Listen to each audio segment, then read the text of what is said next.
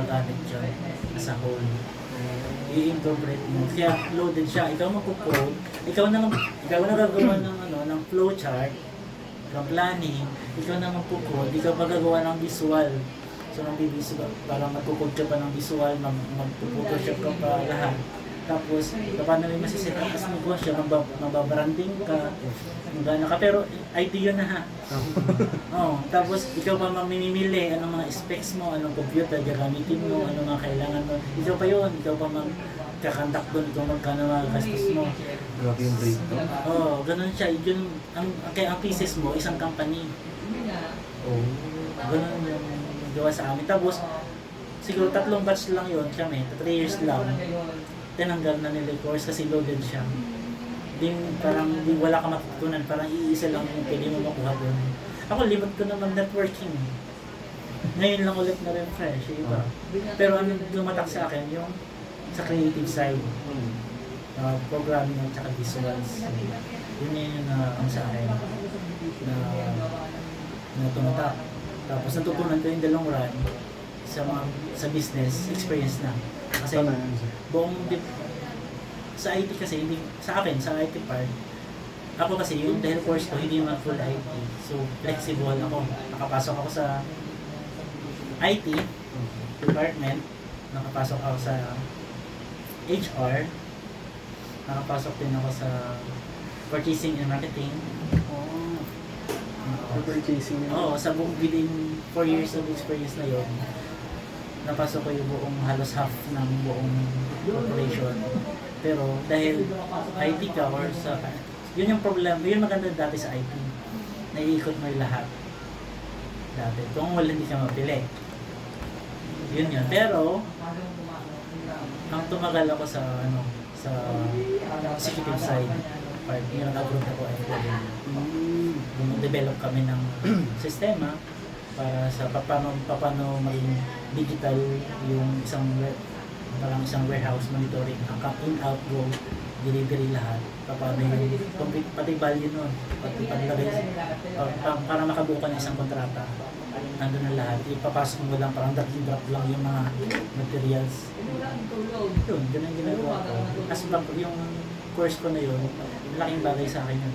Pero, sobrang na-appreciate ko yung nagsimula ako sa, hindi ako natakot kung maging data encoder para makapasok lang sa IT department. Same. Kasi ang goal ko, ba't ako nag-aral ng IT kung hindi ako makapasok sa IT department? So, hindi pa lang huli ang lahat, kailangan ko makapasok. Yung binalit naman ako ngayon, ewan na. So, ano siya, kaya na-enjoy ko yung marketing side na, yun nasa ano ba kami, 360 marketing na, pinasok na namin yung SEO, pinasok na namin nasa whole, kung paano mag-run ng isang PR. Ano siya, masaya siya sa PR, pero toxic. Yung aspect. Toxic kasi schedule, deadlines, tapos fast-paced siya, tapos yung demand ng mga tao nagre-request ang alam isang ganito lang tapos na. Pero sa likod nun, ang daming tao na kailangan gumawa nun para mabuo lang yung isang ganito. So, madali mag-rebut o madali mag-comment sa gawa mo, pero hindi mo alam kung ilang araw mo yung pinag-isipan, yung concept na to, yung ano to, yan. So, gano'n yung toxic niya. Tapos may sasabihin ko, yan lang ang nagawa. Mga gano'n. Kasi sa marketing ideas, nakakapagod siya kasi hindi naman yung nakikita nila kung ano yung nasa loob ng utak mo, pati emotion mo yan eh. Pag gumawa kasi ng concept ng lahat, emotion mo at utak yan eh. So, ano yung experience mo, ilalagay mo yun lahat eh. Tapos, isang comment lang yun sa labas. Doon yan Collapse na siya. hindi pa nga nila nakikita as a whole, paano eh. So, yun yung nakakayos. Pero, ang saya siya kasi kung passion mo yung creative side, pag nakita mo yung ginawa mo na yun, sobra. Yung nagawa kami ng billboard dati, ng ads at saka ng digital ads, kita mo lang yun, nag-YouTube. Ads, nasa YouTube, ginagamit. Yeah, sobra. Yun. kung marketing kayo, sigapin nyo muna pumasok sa, makapasok man lang na experience, PR agency. Ano sir, public relations agency? Or Kahit creative, digital. Kasama na kasi yun lahat to. 360 marketing. sige sir ha, Oo. naanin ko yung payo niyo. Try nyo muna experience para malaman Experience nyo, lang. para malaman nyo kung saan talaga kayo side. Kasi malalaman mo na yung passion, papasok mo na yung passion mo kung saan talaga. Kung writer ka, kung gawa ka lang ng concept ng movie or ng gawa ka kung saan ka talaga kung production side ka or more on back end ka. Oo, tama. Kasi pag once na graduate mo dyan, is ang plano mo is maging ganito. Wala pa ang lawak ng marketing. Wala ko. Oo, wala ka. Pag ano yun yun. Kasi sa digital marketing or sa PR, ang unang isasaba ka pag fresh graduate ka, sa pitch, paggawa ng pitch, paggawa ng branding, yun yung unang ibibigay sa'yo. Contents. Yun, maano mo yun. At least mahahasa mo din yun. Basta maganda lang yung pag gumagawa ng story. Kayo lahat isang project. Storytelling. Kasi i-convert mo yun sa visual, si production na bahala po. Okay. Ngayon, kung kung naikutan mo yung lahat na experience na nyo, so pwede ka mag-solo. Nagawa ng production. Parang creative director ng... Yeah, creative director. Kasi once na hindi ka makapasok to, na personal lang, sarili mo lang, mas maganda pa rin yung makapasok ka experience. Okay. Experience lang. Iba po talaga Yun experience. din sinabi ko sa kanila eh. Sabi ko, sino yung papasok dito sa PR and digital marketing o ano, isa lang yata ng taas. Sabi ko, ano gagawin mo? Negosyo, mag-aaral lang. Sabi ko, oo, nag-graduate ka ng marketing pero pag nag-promote ka, hindi basta-basta lalo pag walang pangalan. Oo, madidrain ka. No, unless, influence, connections, networks. So, kayo, pag nasa marketing kayo, huwag niyong ilimit sa sarili niyo na makipagkaibigan at makipagkilala sa mga tao na possible na pwede niyo katulad. Lumapit kayo sa mga tao na huwag kayong pumili. No matter what na sino ito. Pero strategy ka. Isang area, anong area ito. Kasi in the long run, dahil marketing ka, pwede kong pumasok sa politiko para mag-PR ng political ano. Oo.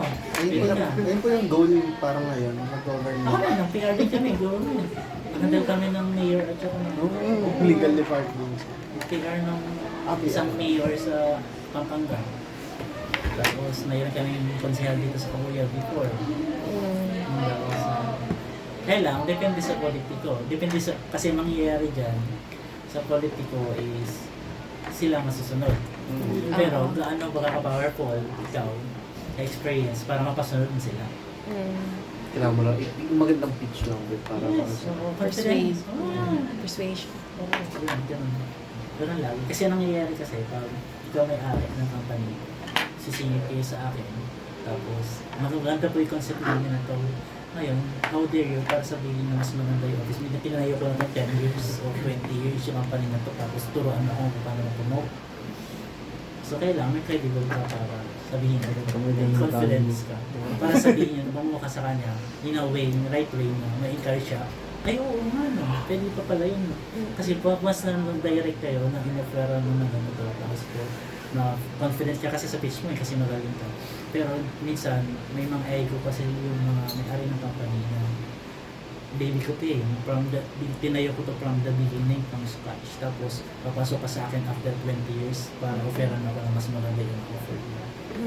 So, kailangan mong makuha yung spot niya na mag-iisa yung madadaggan pa yung vision niya, no? Vision niya. Kailangan yan ng connection, ng network, ng kailangan kaibiganin niya. Mga ganun style. Tama. So, makipag-usap, meeting, coffee, ngayon, tapos kwentuhan about buhay-buhay, tapos paano mo na ano yung career mo, build yung career mo. Kunti-kunti yun na kung saan. Kaya hindi yung haya pumili ng tao kung kailangan mo makilala. Hindi sinasadya lahat na nakikilala niya sa labas. Lahat yan pwede magalit niya in the future. Kaya, ayan, huwag kayo mahiya. Pag nag-marketing kayo, dapat mahiya. Kailangan malakas ang loob. malakas ang loob eh. Ngayon pa lang, ganito, sinabi ko rin sa kanila sa team na pumunta dito, ayusin nyo na yung social media nyo, LinkedIn, social media profiles, lahat, LinkedIn posting, lahat. Kasi pwede yun makita din ng online, yung previous na lahat mo, yung tagang digital footprint ng mga ginagawa mo. So gawin nyo nang gamitin yung opportunity na simula na mapagkakatiwalaan ng tao na yung vision niya, may tao, may pangarap ng tao na to, something ganun.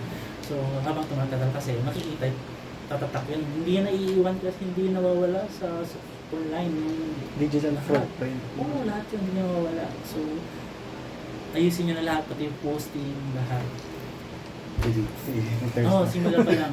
Kasi nakukuha yan na yan. So para pa na PR ka, walang issue. I-trust ng to. So, kasi ang unang questionin kasi credibility mo. As a PR. Kung nasa marketing kayong side, kasi ipipiliin nyo ng PR. Credibility. Para magtiwala. Pwede mo yung credibility mo. Tapos, kaya ang PR, charm, gagamitin nyo rin charm. Charisma. Communications. Yes. Lalo pa paano kayo mag-uusap. So, kahit mayor, pwede nyo mapa-oo. Mayor. Powerful ang marketing. Basta magaling yung ano. Sobra. So, pwede kayo makapasok kahit sa kahit anong negosyo, makapasok na rin. Ganun lang maganda na. Parang ang powerful naman po ng marketing. In a way. Yes. Hindi lang yung parang tipong nakikita ng iba na, ay, marketing lang yan. Magtitinda lang yan. Gago ka. Magtitinda lang yan. Hindi. So, dahil nasa marketing kayo, kaya yakapin nyo kung talagang hindi yan dinigtal lang sa inyo para yan ang course ko ninyo, para makatawid lang, makakabit lang. So, napaka-powerful yung marketing. Kasi kayo yung magiging utak ng isang brand eh. Hindi lang brand, tao. Yung nagsasabi nga po, parang yung marketing yung magja-generate ng income po. Sila. Kayo. Ngayon, paano nga kayo pagkakatiwalaan na mas magaling kayo sa founder ng negosyo? Yun. Kasi kailangan, kahit wala kang experience at hindi mo pa na-prove yun, kailangan ipakita sa kanya na effective yung solution na ginagawa. Yung part ka ng solution, hindi ka part ng kompetensya na may-ari ng company. Papasok ka sa kanila as solution, hindi ka papasok na mas magaling ka sa boss. Pero technically, Parang nagka-clash po kasi yung ganong concept, no? kasi may traditional pa rin yun. Kapag pumasok kami dati, nakataas ang mga kilay. Tapos ipistra ka, tapos ito mga bata na ito, tapos sasabi sa amin na itong kulay. Ito yung magandang kulay sa company. Okay, ang kulay ko na yan, kulay yan ng asawa ko, tagurit namin yan eh. Tapos kung bapalitan mo, tapos yung logo na yan, pag-iisipan ka namin yan, parang ako, tapos ang ibig sabihin, ganito, tapos papalitan mo lang. Mga ganun. So, may ganun issue. Kailangan, pero, dahil sa charisma mo, sa charm mo, and then paano ka mag-communicate, smile na lang yan. Tapos ang tanong agad dyan, magkano ba magagastos dyan? Pag-usapan. Yan, pag-usapan. Hindi ka naman pong hati-hatiin. Yeah. Stage 1, stage 2, phase 1, phase 2. Sa phase 1 po, ito muna ang gagawin natin. So, kahit 3 months free po muna. Yeah, konting kickback na lang po. Sir. Kailangan din karoon kayo ng business deal. Communication. Ganon siya. Huwag niyong hayaan. Tapos, siguro, as early na before kayo mag-graduate. Kahit, ako dati, kahit wala pa akong business card, tambay ako sa coffee shop. Mag-isa, hi, ganun ako. Ako dati. Kasi sir, hindi na uso. Uso masyado social media na. I mean, siguro. Uso na. Uso na. Pero kailangan mo kasi Kasi iba kasi sir, ano yun, parang nag-ano sa social media. ano ka, observant ka, tapos tayo nga wala ka ganito. Marketing ka eh. So nakikita mo pag nag-uusapan sa nang i-struggle, may nangyibitid din sa kabila. Oh, Tapos nahihirapan sila sa ganito. Sila may problema sila ganito. Tatandaan ko yung tao na to. Pag umalik, sir, ganun. Okay. Kumusta po kayo? Baka may problema po kayo. Parang supply and demand, sir. Balita ko. Parang pakiramdam ko po nahihirapan po. Pakiramdam ko nahihirapan kayo sa Kasi kanina parang nakita ko pa yung emotion niyo, parang nahirapan kayo sa sales. Ang marketing expert po ako. Ayun. Dito ba yung kontrata? Ito ba yung Hindi, presyo? wala pa. Wala pa. Wala pa. Wala pa. Introduction Sorry. Tabingi agad dyan. Sorry. Introduction pa lang. Sorry. Makipag-friend ka na. Mm. Tapos, nandito, anong oras ka lagi nandito? Kaya pala napapansin ko ikaw, every 3 p.m. nandito. Ay, experience talaga. Mga ganun siya. Oo. So, hindi kayo mahiyang ganun kasi nasa marketing kayo. Maraming possibilities. Meet kayo dyan biglaan, nakugulat ka eh. May ari pa na ganito. Mga simple lang sila minsan. Nagugulat na. Yung na-meet ko yung may-ari ng CMC, yung ng hospital. Simple lang siya. Nagtanong lang siya ng ano yung brand ng watch mo. Kasi parang familiar, parang gano'n. Sabi ko, hindi, mura lang po. Tapos, ano yung ginagawa niyo sa taas? Gano'n siya. So parang ano na siya, may interest na talaga siya. May gano'n siya. So, pag nagano'n na, huwag mo nang tigilan. Ay po, may Watch ko, sir. Sige. Tapos nalaman ko bigla, ayun na. Simple lang, pero meron daw siyang hospital. Ngayon pala, sila may-ari ng inupuhan namin na building. Low-key lang. Low-key. So, flex. so, ganun siya. So, hindi mo alam kung sino yung kakausapin. And then, huwag ka ma-trigger kung luma yung brand, kung ano yung mga brand mo. Kasi mahilig din sila mag-trigger. Meron kami isang experience na nag-promote, nag-present kami na yung isang kasama namin na staff. Doon yung presentation, medyo siguro nabuboring yan na kasi nga mahaba, more on technical. Bigla pag upo na nag-present, bigla man ang singit na lakas-lakas pa. Ano yung brand ng bag mo? Saan mo binili? Ang lakas pa na rin eh. Siyempre, di ko alam, parang sa SM.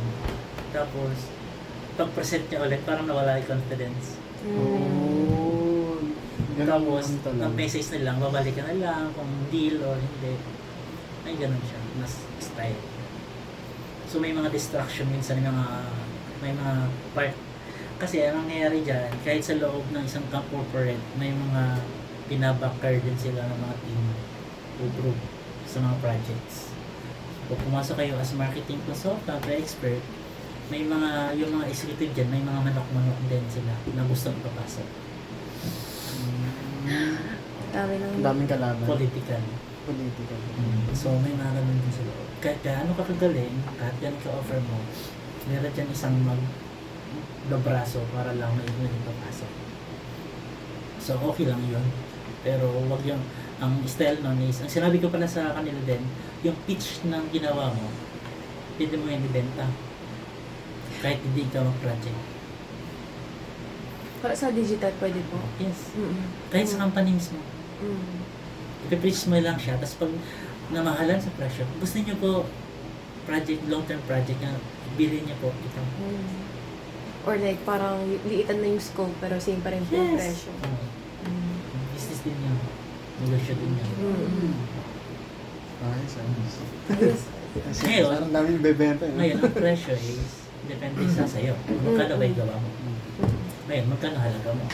Yung value, kailangan mo i-position sarili mo. Yes. Once na nag-presyo ka na mababa, sorry, Well, oo. mababa. Pati parang reflection yun sa kung ano ba, cheap ka ba or worth it ka ba? Kaya huwag kang matakot na presyo ng yung gawa mo.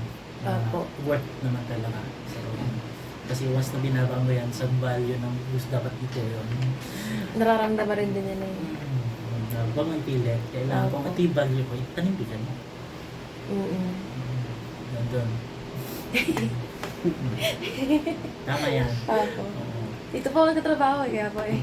Yan. Hindi, yung laptop pa, hindi yung sa Oo, cafe. ganyan. Tapos, mayroon pa kami na sa training namin, paano mo i-present yung sarili mo. Personality lahat. Iba-branding mo na. Simula ngayon, di pa kayo mag-graduate, i-brand niya na sarili niyo, sino ka. Pa-project mo na kung sino ka, kung mukha kang parang artista ka o confidence ka. Kaya, magpagkakamalan siyang mayabang because of that confidence, pero hindi yun. Sila kasi yun ang tingin nila.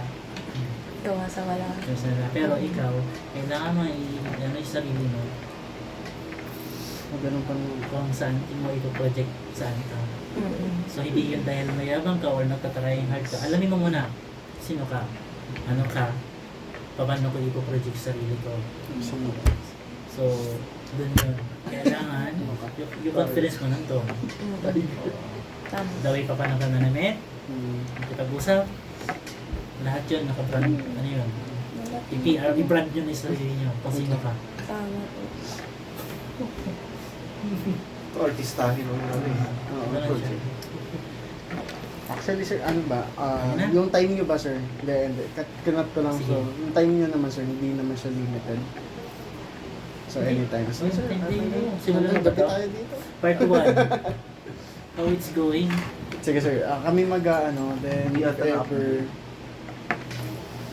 Wait lang po. Ano? So, tama po ba yun? CR break muna kayo. Sige, sir. Double check. So, tama po ba yung flow? Table to ba nakalagay? About, Top to yung pinaka-top. Yes, sir. about the business and how it's going. yes, parang po. Ayan mas- yan. Tapos, How did you guys start out and what's the main goal? Yan po yung una. ayan.